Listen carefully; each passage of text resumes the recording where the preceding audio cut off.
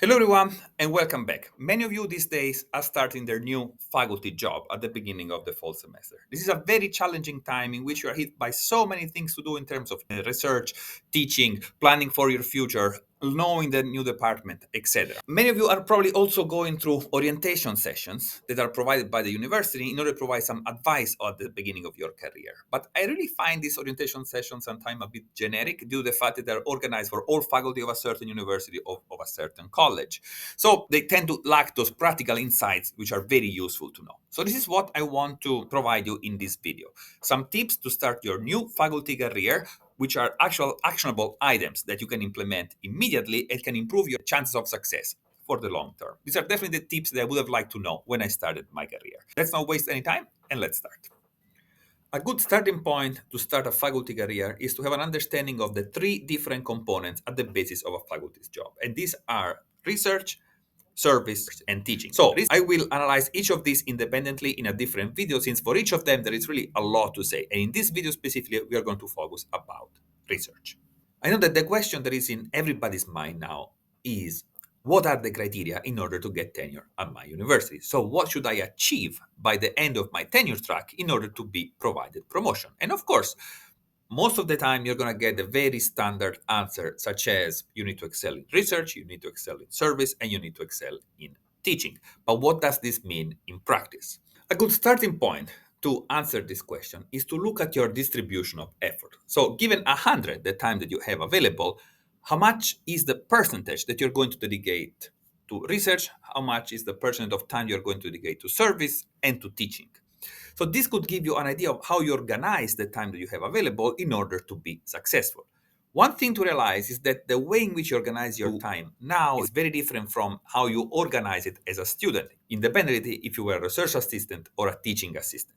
Now you have a significant portion allocated to service, a significant portion allocated to teaching, without, however, sacrificing probably the one that is most important for several of you, which is research. So in this video, I want to focus on several aspects related to the research component of the faculty job. The first one is going to be how to find mentors, then how to start a lab, then how to successfully write your own papers, and finally, how to secure your first grants. The last one, I think for many of you is going to be the most important, so make sure you stick until the end. So let's talk about mentors. Mentors are a fundamental part of everyone's faculty career. Those are the people that can help you in difficult situations, that can help you avoiding mistakes that you could regret for a long time. So it's very, very important to have a good set of mentors. Some universities and departments may have a specific mentorship program. So you're assigned a certain faculty and you need to report to that faculty periodically, while certain departments may just not have that type of program. But regardless of the fact that you may or may not be assigned a mentor by your department, I think you need to have your own mentor. So who could be these people? Well, some very straightforward starting point could be your PhD or postdoc advisor, but you could also have senior faculty. Also consider peer mentors, so people that are more or less around your same level and they can provide you their perspective since they are in the same boat in which you are now. And also you could consider well-known scientists, or maybe you have met in some events throughout your career. Different mentors could have different expertise, so they could answer different questions about your career, about, for example, research opportunities versus job opportunities or career opportunities that may arise in the future. Let's now focus on how to start a lab. I'm sure that everyone's inbox is filled with emails of potential students that want to come and join your lab. But how do I identify the good students?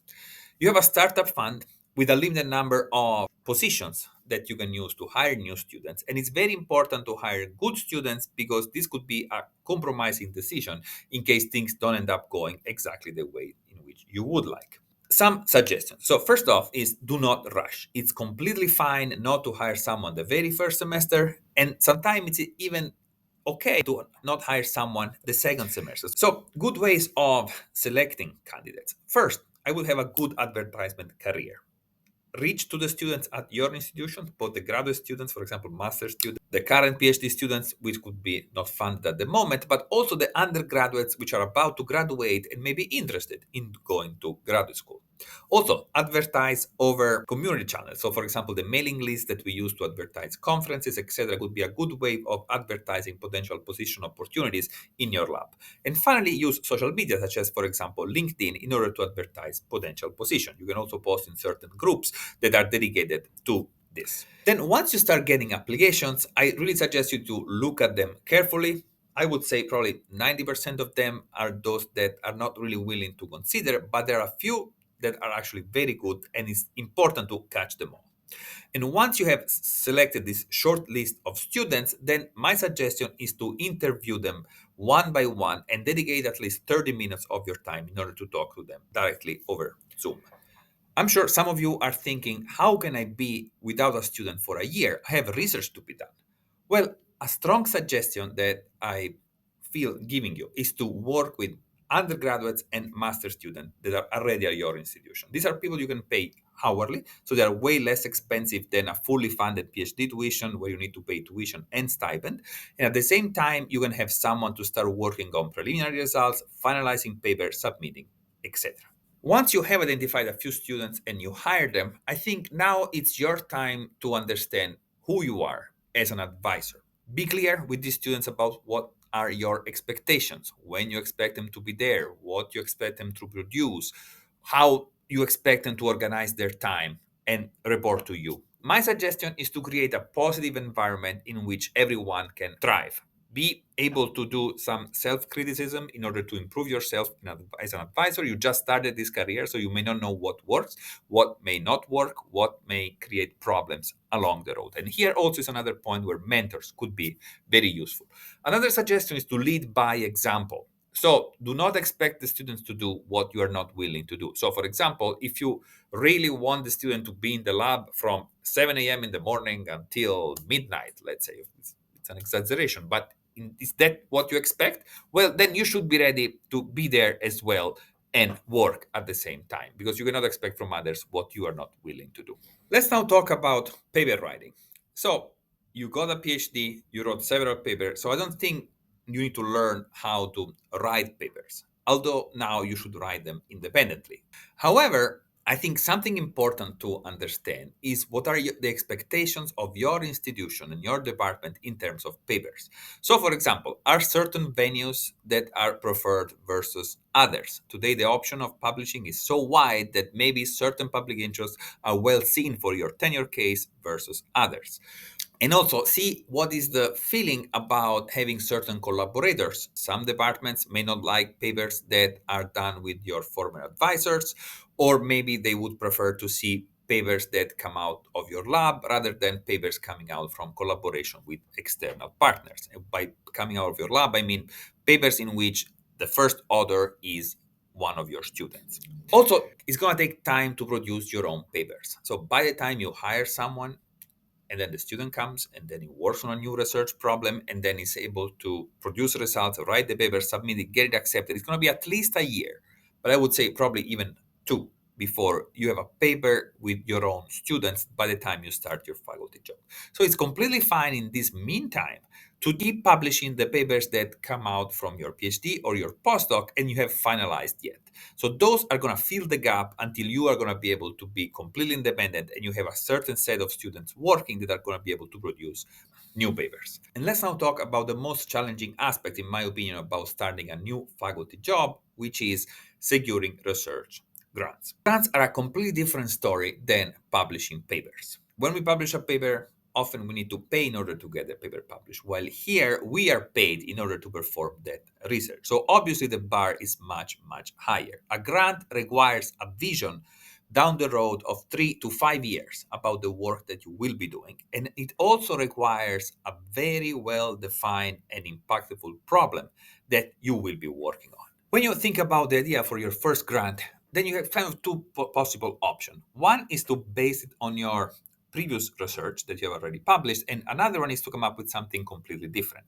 Of course, in both cases, you should be able to show that you have experience or some sort of experience working in related problems, and at the same time, you want to have some preliminary results. And so, if you're working on something new, then maybe you can hire a student in order to work on these preliminary results that you can use for your future grants. So, the very first thing that I think you should do is to think about what is going to be the proposal about, how you're going to address this problem, and then try to talk to your mentors and make a pitch about this proposal. So this kind of preliminary feedback, I think, is extremely important. It may guide you on how to develop the idea further in the future. And so I think it's great to have it at the beginning before you even start writing too much about the proposal. Now, a few practical tips for your first proposal. So first, understand what the program wants. How you do that? In several ways. So first, you look at what has been recently funded. You talk to the program managers about your idea and you get feedback. Also, you talk to other researchers that have been funded by that program and see if they can provide you at feedback. Also, you try to get invited on review panels so you can understand what the review process is and you can get better insight of how that program selects their proposal. And finally, try to attend aspiring PI's workshop that many agencies organize either remotely or in person in order to get a better understanding of the program specifically and also create connections with other people that could be interested in collaborating with you on potential proposals. Before we conclude, I want to answer a question that probably many of you are thinking about, which is how many proposals I should submit in a year. Well, if your job gives significant importance to securing research funding, then you should give high priority to writing research proposals. It is not impossible to try to submit about 10 proposals a year. And this doesn't mean that you need to have 10 great ideas every year for the rest of your career. But you may have a good set of proposals organized such that in some proposals, maybe you are the single PI. In some other proposals, you are the PI, but you work with other collaborators, so the workload is more distributed. In other proposals, you're just a co-PI, so maybe you end up writing a portion of the proposal, but the workload is even less. And also, you should consider not just large grants that are, of course, more complex to write, but also smaller ones, in which maybe you need to write 3, 5 pages, get a smaller amount of money, but that could be a great way of starting. So, anyway, this concludes this video. Please let me know in the comments if it was useful. Please remember to like the video, subscribe to the channel, and thank you very much, and good luck with your faculty job.